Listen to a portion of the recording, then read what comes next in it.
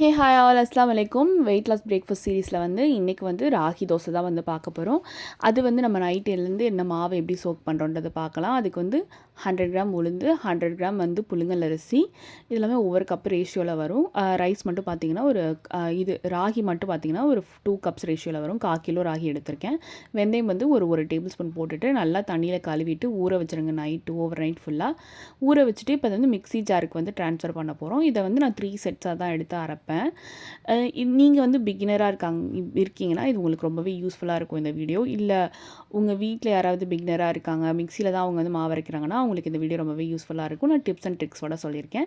என்ன அப்படின்னா, ஊற வச்ச மாவு முதல்ல போட்டுட்டு ஒரு பல்ஸ் ட்ரைனாக விட்டுக்கோங்க. அப்புறமா லைட்டாக தண்ணி தெளித்து அரைக்க ஆரம்பிங்க. நல்ல மாவெல்லாம் உள்ளே தள்ளி லைட்டாக பல்ஸ் விட்டு ஹாஃப் செகண்ட்ஸ்க்கு அரைச்சி இந்த மாதிரி குறப்பாக தான் வரும்.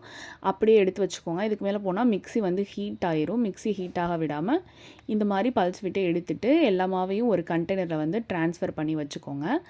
இதே மாதிரி நான் இன்னொரு செட்டையும் போட்டு அரைச்சி எடுத்துப்பேன். இதே மாதிரி கொஞ்சம் கொஞ்சமாக தண்ணி தெளித்து முதல்ல தண்ணி இல்லாமல் அப்புறம் ட்ரைனாக எடுத்து வச்சுக்கிறேன். இப்போ அரைச்சி எல்லா மாவையும் நான் ட்ரான்ஸ்ஃபர் பண்ணி வச்சுட்டேன். இதை அகெயின் அரைச்ச மாவையே எடுத்து மிக்சியில் போட்டுட்டு மிக்சியை கூல் டவுன் ஆக விட்டேன் ஒரு 5 மினிட்ஸ். அதுக்கப்புறம் லைட்டாக தண்ணி தெளித்து ஒரு பல்ஸ் விட்டு ஒரு 30 செகண்ட் சுத்த விட்டு எடுத்துக்கிட்டேன். பார்த்தீங்கன்னா உங்களுக்கு கிரைண்டில் அடித்த மாதிரி ப்ளஃபியாக வந்துடும்.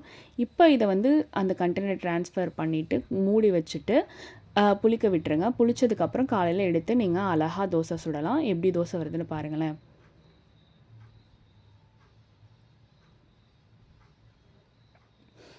எங்கள் வீட்டில் எல்லாருமே தோசை தான் சாப்பிடுவாங்க. ஸோ நீங்கள் இட்லி சாப்பிடுவீங்கன்னா கண்டிப்பாக இட்லி ட்ரை பண்ணி பாருங்கள். இட்லி ட்ரை பண்ணிட்டு எனக்கு எப்படி இருந்துச்சுன்னு கண்டிப்பாக கமெண்ட்ஸில் சொல்லுங்கள். ஸோ இந்த மாதிரியான ஈஸி அண்ட் ஹெல்த்தியான பிரேக்ஃபாஸ்ட் ஐடியாஸ்க்கு, அதுவும் இல்லாமல் வெயிட் லாஸ் மெயின்டைன் பண்ணணும், பேலன்ஸ் டயட்டாக இருக்கீங்க, உங்களுக்கு டெய்லி என்ன சமைக்கிறதுன்னு ஐடியா இல்லைனா கண்டிப்பாக ஹசினாஸ் ஃபிட் ஃபுட்டி ஸ்டோரிஸை சப்ஸ்கிரைப் பண்ணிக்கோங்க. உங்களுக்கு ஹெல்ப்ஃபுல்லாகவும் இருக்கும், யூஸ்ஃபுல்லாகவும் இருக்கும். ஸோ மறக்காமல் நம்ம சேனலில் சப்ஸ்கிரைப் பண்ணிக்கோங்க. உங்கள் ஃப்ரெண்ட்ஸ் அண்ட் ஃபேமிலிக்கு ஷேர் பண்ணுங்கள். இந்த தோசை செஞ்சு பார்த்து சாப்பிட்டுட்டு எப்படி இருக்குன்னு கமெண்ட்ஸில் சொல்லுங்கள். இதுக்கு நான் டொமேட்டோ சட்னி தான் சாப்பிட்டேன். ரொம்பவே டேஸ்ட்டாக இருந்துச்சு. வேறு ரெசிபியோட மீட் பண்ணுறேன். பாய் பாய்.